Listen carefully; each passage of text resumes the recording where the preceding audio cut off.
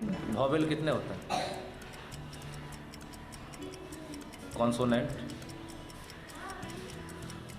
हम इंग्लिश में नहीं बता सकते। संविधान किसने बनाया था? बिहार में कितने जिले हैं? दोस्तों नमस्कार, मैं धर्मराज प्रसाद। दोस्तों ये जो आप क्लिप देख रहे थे, एक क्लिप एक टीचर का है और आप इससे अंदाज़ा लगा सकते हैं कि इस टीचर की नॉलेज कितनी होगी और ये जो टीचर हैं ये बच्चों को पढ़ाएंगे तो उन बच्चों का क्या होगा। दोस्तों ये बहुत बड़ा ताज्जुब की बात है कि पूरे विश्व को पहली यूनिवर्सिटी देने वाली, जब लोग यूनिवर्सिटी या विश्वविद्यालय होता क्या है नहीं जानते थे, उस वक्त बिहार ने पूरे संसार को पहला विश्वविद्यालय नालंदा विश्वविद्यालय दिया, जिसको गुप्त वंश के शासक कुमारगुप्त ने बनवाया था। और मैं आपको बता दूं, चीन के जो बड़े बड़े ज्ञानी हैं, जो चीन में जो बहुत ज़्यादा सम्मानीय ज्ञानी हैं, उन ज्ञानियों ने भी इस विश्वविद्यालय में आकर अपनी शिक्षा ग्रहण की थी। दोस्तों चाणक्य और आर्यभट्ट जैसे बड़े ज्ञानी देने वाले, और आज भी पूरे भारत में सर्वाधिक आईएएस और आईपीएस देने वाले इस बिहार राज्य की शिक्षा की स्थिति इतनी बिगड़ती क्यों जा रही है। दोस्तों ये सब जानने से पहले सबसे पहले मैं आपको बता दूं कि आज़ादी के बाद भारत सरकार द्वारा शिक्षा के लिए क्या क्या प्रबंध किए गए। तो दोस्तों सबसे पहले शिक्षा की महत्ता को समझते हुए 1968 में प्रथम शिक्षा नीति लाई गई, जिसका उद्देश्य था कि पूरे शिक्षा का समुचित विकास किया जाए। और दोस्तों इसी के तहत 1985 में इग्नू की स्थापना की गई, जिसका प्रमुख उद्देश्य था कि बहुत दूर दराज के लोगों को, जो बहुत दूर में रहते हैं, उन्हें भी उच्च शिक्षा देना। दोस्तों आप अक्सर सुनते होंगे मैं इग्नू से बीए कर रहा हूँ या इग्नू से बीएससी कर रहा हूँ। तो इग्नू का उद्देश्य था कि बहुत दूर दराज के लोगों को शिक्षा प्रदान करना। उसके बाद में 1986 में नवोदय विद्यालय की स्थापना की गई, जिसका उद्देश्य था कि प्रत्येक जिले में प्रतिभावान जो छात्र हैं, उनकी प्रतिभा को निखारते हुए, उन्हें रहने सहने की व्यवस्था देते हुए उनको शिक्षा प्रदान करना। और ये भी बहुत ज़्यादा कारगर सिद्ध हो रहा है। अब दोस्तों इसके बाद ये भी एक समस्या आने लगी कि जो पहली से पांचवी तक जो छोटे बच्चे थे उन्हें भूख लग जाती थी, तो उनके लिए ऐसा कुछ किया गया कि क्यों नहीं स्कूल में इनके लिए खाने पीने की व्यवस्था की जाए। तो 1995 में स्कूल में मध्याह्न भोजन की व्यवस्था की गई, जिसके तहत पहली से पांचवी तक के बच्चों को खाना पीना स्कूल में ही दिया जाने लगा। और इसका असर भी बहुत कारगर दिखा। बच्चे स्कूल आने लग गए, तो सरकार इसको देखते हुए इसका विस्तार करके पहली से आठवीं तक के बच्चों को खाने पीने का व्यवस्था स्कूल में कर दिया गया। अब इसके बाद फिर लगा कि नहीं, शिक्षा के लिए कुछ अच्छा नहीं हो रहा है, कुछ और करना पड़ेगा। तब 2002 में शिक्षा को लेकर महान क्रांति आई, जिसके तहत शिक्षा के अधिकार को मूल अधिकार में शामिल कर दिया गया। मतलब किसी व्यक्ति का जैसे खाना पानी हवा जरूरी किसी व्यक्ति के लिए, उसका मूल अधिकार उसे मिलना ही चाहिए। उसी तरह एक कानून लाया गया संविधान के 86वें संशोधन द्वारा कि शिक्षा के अधिकार को मूल अधिकार में शामिल कर दिया गया और संविधान में अनुच्छेद 21A जोड़ दिया गया। इसके द्वारा कोई भी 6 से 14 साल का जो बच्चा है उसे शिक्षा से वंचित नहीं किया जा सकता। और अगर उसके पास पढ़ने लिखने का साधन नहीं है तो उसकी पूरी व्यवस्था सरकार करेगी, और सरकार करेगी मतलब करेगी, सरकार को करना ही है। उसी के तहत सरकार द्वारा हर गांव के बहुत पास में छोटे छोटे बच्चों का स्कूल खुला गया। लेकिन सरकार को अभी भी ऐसा लगा कि ये कोई पर्याप्त चीज नहीं है। तब अभी हाल ही में जस्ट थोड़े दिन पहले तक सरकार द्वारा नई शिक्षा नीति 2020 लाई गई। अब इसका क्या असर होता है ये तो हमें भविष्य में देखना है। दोस्तों इस वीडियो को मैं आगे बढ़ाऊं उसके पहले आपको एक शुभ सूचना दे दूं कि आप लोग के अथाह सहयोग के कारण मेरा 1000 सब्सक्राइबर पूरा हो गया है। इसके लिए आप सभी लोग का आभार व्यक्त करता हूं। और दोस्तों मैं अपने 1000 सब्सक्राइबर पूरा होने पर सेलिब्रेशन के चक्कर में आपका यह समय नहीं बर्बाद करना चाहता। दोस्तों मैं चाहता हूं कि आप लोगों ने मुझे 1000 सब्सक्राइबर दिया है, उसके बदले अगला वीडियो मैं अपने 1000 सेलिब्रेशन से ज़्यादा अच्छा कुछ ऐसी चीज़ें आपको देने में लगाऊं जो आपके लिए बड़े काम का हो। दोस्तों मैं आपको एक बात और बताना चाहता हूं कि शिक्षा के क्षेत्र पर जो मैं वीडियो बना रहा हूं, वो वीडियो बनाने की मुझे प्रेरणा मेरे मुन्ना भैया जी से मिली, और मैं उनका भी इसके लिए आभार व्यक्त करना चाहता हूँ। तो दोस्तों अगर आगे बात करें तो देखेंगे कि इतने सारे शिक्षा की व्यवस्था होने के बाद भी आज हमारा शिक्षा व्यवस्था सुधर क्यों नहीं रहा है। दोस्तों इसके लिए मैं ऐसे तीन कारण लेकर आया हूं, जिसको अगर पूरा न किया जाए तो शिक्षा के लिए कितना भी बड़ा अच्छा कानून बन जाए, शिक्षा में सुधार नहीं लाया जा सकता। दोस्तों ये 3 कारण ऐसे हैं जो शुरू में तो आपको सुनने में बड़ा ही अजीब लगेगा, लेकिन अगर आपने अपने दिमाग पर जोर देकर थोड़ा भी सोचा, एक से दो बार भी सोचा तो आप भी ये बात मानने को विवश हो जाएंगे कि यही 3 कारण ऐसे हैं जिनके ऊपर अगर काम न किया गया तो शिक्षा के सारे नियम कानून फेल हैं, और जो अभी तक हो रहे हैं। और आपने क्लिप में देखा ही कि कैसे शिक्षक आ रहे हैं।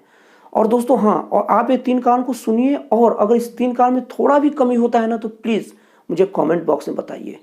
एकदम निश्चिंत होकर कमेंट करिए, इसमें कुछ कमी है या कुछ सुधार की जरूरत है। तो दोस्तों सबसे पहले आपको कारण बताता हूँ। सबसे पहला कारण बताने के पहले आपको एक बात बताऊं कि आप अक्सर सुने होंगे कॉलेज के लड़कों के कर या कॉलेज क्या जाना, कॉलेज में पढ़ाई कहाँ होता है, हम तो ट्यूशन के बदौलत पढ़ाई कर लेंगे। स्कूल के बच्चों को भी सुने होंगे कि अरे स्कूल में तो कोई पढ़ाई थोड़ी होता है, स्कूल में तो खाली डिग्री लेने के लिए हम जाएंगे और वहाँ अपना जाकर हाजिरी वगैरह पूरा कर देंगे, पूरा काम तो ट्यूशन में होगा। दोस्तों ये नोटिस करने वाली बात है कि स्कूल और कॉलेज में पढ़ाई नहीं होता। और दोस्तों अगर देखा जाए तो स्कूल और कॉलेज के लिए सरकार द्वारा बहुत अच्छे कई एग्जाम पास करवा कर टीचर रखे जाते हैं, और स्कूल और कॉलेज में पढ़ाई नहीं होता। अब दोस्तों जैसे हम पहली शिक्षा नीति 1968 की बात करेंगे तो उस वक्त से लेकर 2020 तक में यही चीज देखा गया कि वो शिक्षा नीति 1968 की फेल थी। बीच में इतने सारे शिक्षा नीति लाई गई, सब फेल हो गई, और हम 2020 लेके आए ताकि उसकी कमियों को पूरा कर सके। लेकिन हम कैसे मान लिए दोस्तों कि 1968 से लेकर अभी तक जो शिक्षा नीति लाई गई थी वो फेल थी? दोस्तों हमने उस शिक्षा नीति को ठीक से अप्लाई किया?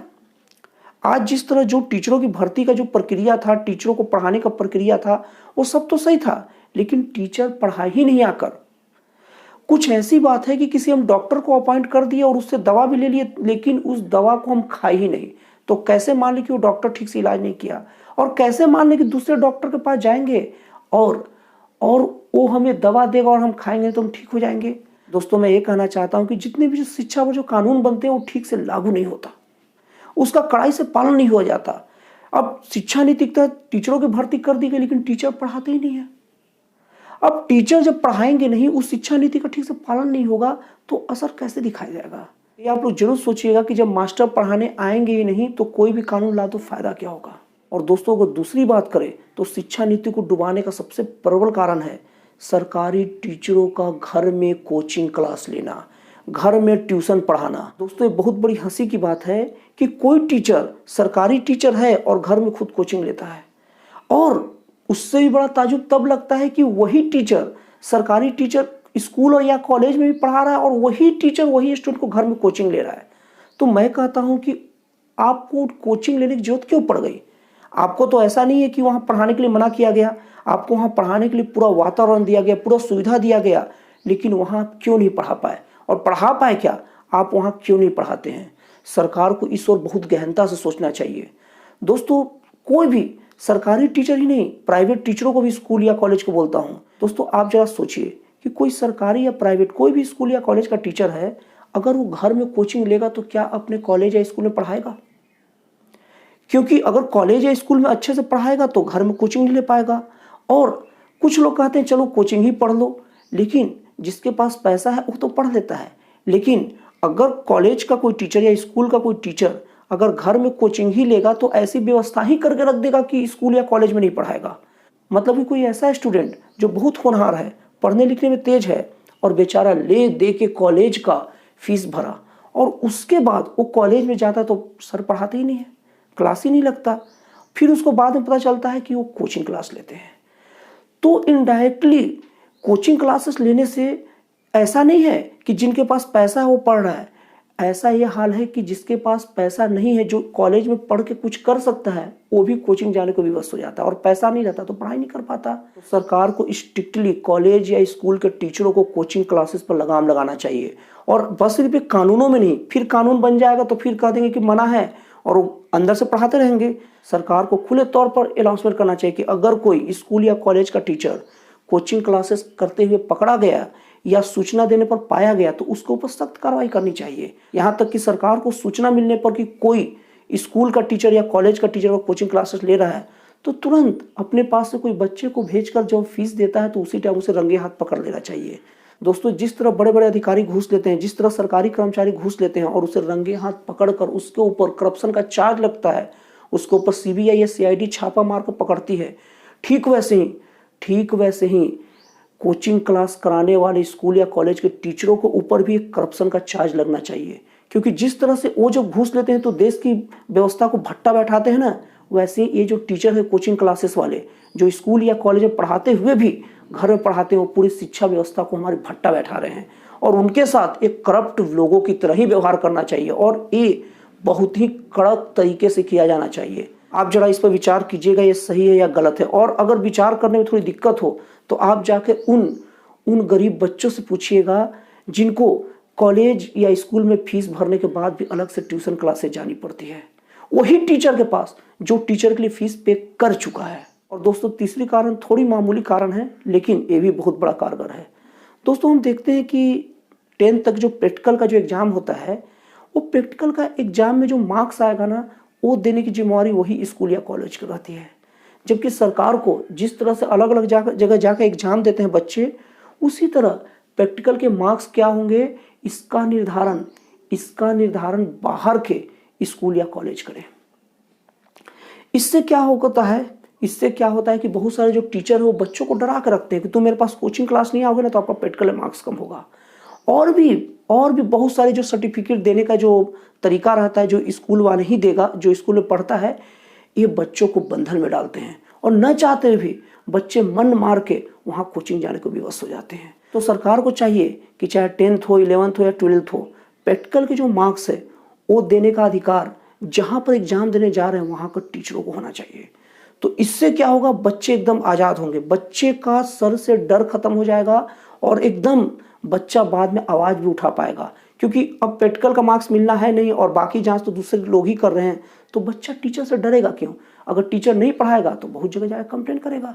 दोस्तों आपको फिर बता रहा हूँ, हो सकता है कि 3 कारण सुनने में आपको नॉर्मल लगे, लेकिन इसको गहराई से आप सोचिएगा तब पता चलेगा कि शिक्षा का गर्त में जाने का सबसे बड़ा कारण ये है। और ये तीनों कारण को अगर हटा दिए जाए तो शिक्षा में देखिए कितनी तगड़ी क्रांतिकारी परिवर्तन आ जाएगा। और हाँ दोस्तों, हमारी सबसे बड़ी कमी ये भी है कि हम हर चीज़ के लिए सरकार को कोसते हैं। अगर आपके अगल बगल भी कोई भी स्कूल या कॉलेज का टीचर निजी क्लासेस लेता है, कोचिंग क्लासेस लेता है, तो आप इसकी कंप्लेंट करिए। आजकल तो बहुत सारी शिक्षा के customer care number, helpline number हो गए हैं। आप एक बार कॉल करके सूचना दीजिए कि सर कोई कोचिंग क्लासेस ले रहा है जो स्कूल में भी पढ़ाता है या जो कॉलेज में भी पढ़ाता है, और यकीन मानिए सरकार भी उस पर कार्रवाई करेगा।